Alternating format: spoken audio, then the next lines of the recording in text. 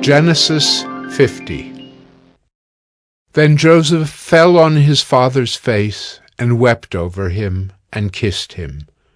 And Joseph commanded his servants the physicians to embalm his father. So the physicians embalmed Israel. 40 days were required for it, for that is how many are required for embalming. And the Egyptians wept for him 70 days. And when the days of weeping for him were past, Joseph spoke to the household of Pharaoh, saying, If now I have found favor in your eyes, please speak in the ears of Pharaoh, saying, My father made me swear, saying, I am about to die. In my tomb that I hewed out for myself in the land of Canaan, there shall you bury me. Now therefore, let me please go up and bury my father. Then I will return. And Pharaoh answered, Go up and bury your father as he made you swear. So Joseph went up to bury his father. With him went up all the servants of Pharaoh, the elders of his household, and all the elders of the land of Egypt, as well as all the household of Joseph, his brothers, and his father's household. Only their children, their flocks, and their herds were left in the land of Goshen. And there went up with him both chariots and horsemen. It was a very great company. When they came to the threshing floor of Atad, which is beyond the Jordan, they lamented there with a very great and grievous lamentation, and he made a mourning for his father 7 days. When the inhabitants of the land, the Canaanites, saw the mourning on the threshing floor of Atad, they said, This is a grievous mourning by the Egyptians. Therefore the place was named Abel Mizraim. It is beyond the Jordan.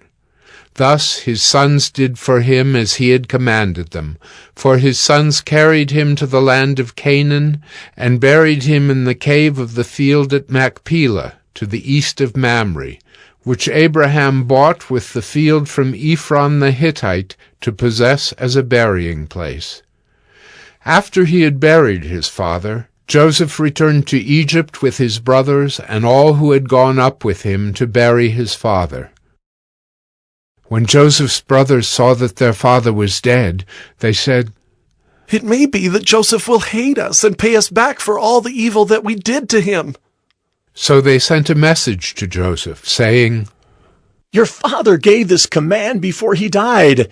Say to Joseph, Please forgive the transgression of your brothers and their sin because they did evil to you. And now, please forgive the transgression of the servants of the God of your father. Joseph wept when they spoke to him.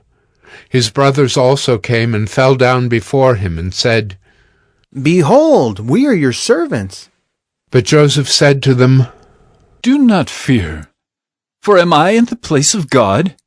As for you, you meant evil against me, but God meant it for good, to bring it about that many people should be kept alive, as they are today.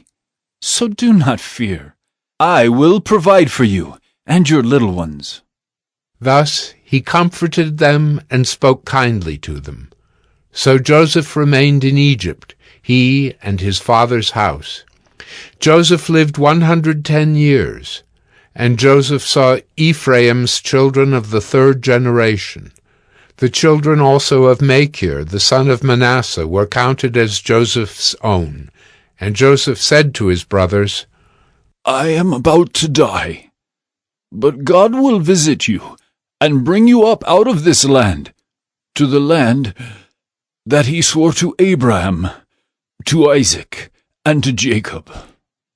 Then Joseph made the sons of Israel swear, saying, God will surely visit you, and you shall carry up my bones from here. So Joseph died, being 110 years old. They embalmed him, and he was put in a coffin in Egypt.